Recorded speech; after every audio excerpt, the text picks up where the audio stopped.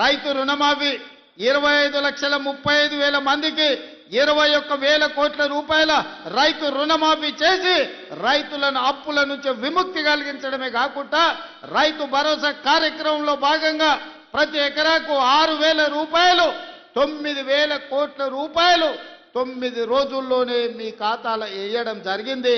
తొందరలోనే మళ్ళా 9,000 కోట్ల రూపాయలు రైతు భరోసా కార్యక్రమంలో భాగంగా మున్సిపల్ ఎన్నికలు ముగిసిన వెంటనే మీ ఖాతాలలో రైతు భరోసా నిధులు వేసే బాధ్యత రాష్ట్ర ప్రభుత్వం తీసుకుంటుంది. మొత్తానికి ఈ 2 ఏళ్లలో వ్యవసాయం కోసం రైతుల కోసం దాదాపుగా 1,10,000 కోట్ల రూపాయలు దేశంలోనే అత్యధికంగా ఖర్చు పెట్టిన రాష్ట్రం తెలంగాణ రాష్ట్రం.